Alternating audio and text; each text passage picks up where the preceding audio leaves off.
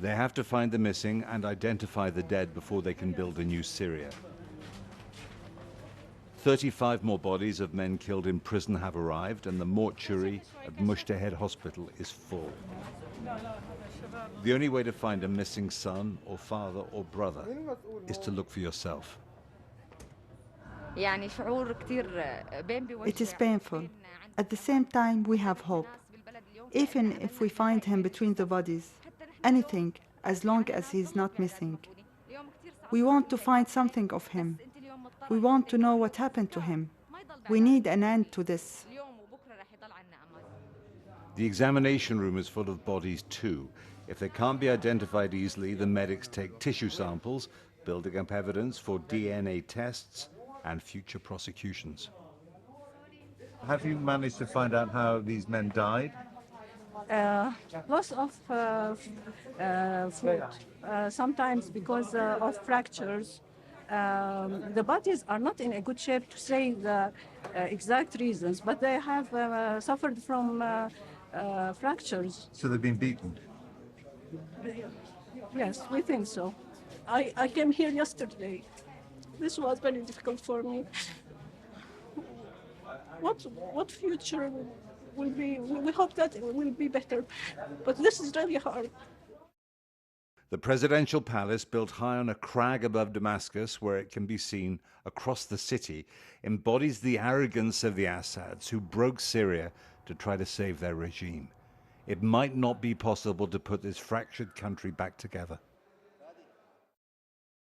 In 2015, I met Bashar al-Assad at a guest palace in the presidential compound. His successors need to act fast to undo the legacy of the war he chose to fight.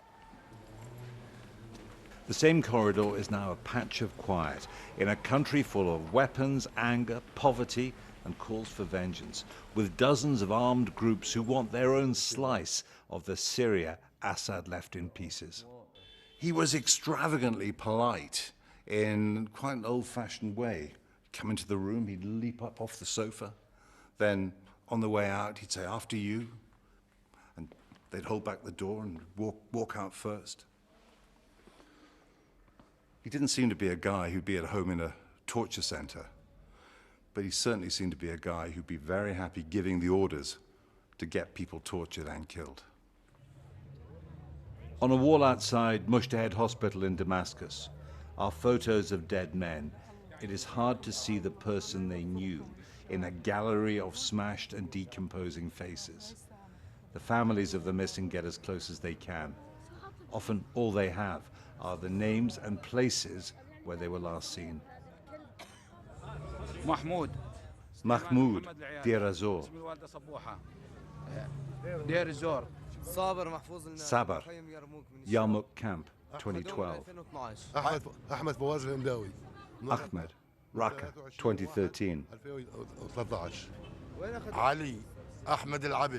Ali, Damascus, 2013. 50 years of the Assads, 50 years of incarceration, of disappearances, of executions, 50 years of cruelty to the families, the prisoners, to the Syrian people. These people want information, they want a body to bury, and they want a reckoning. My husband Ibrahim, she's saying, taken in Deir ez-Zor in 2012. Everyone had a photo, a name, and a date.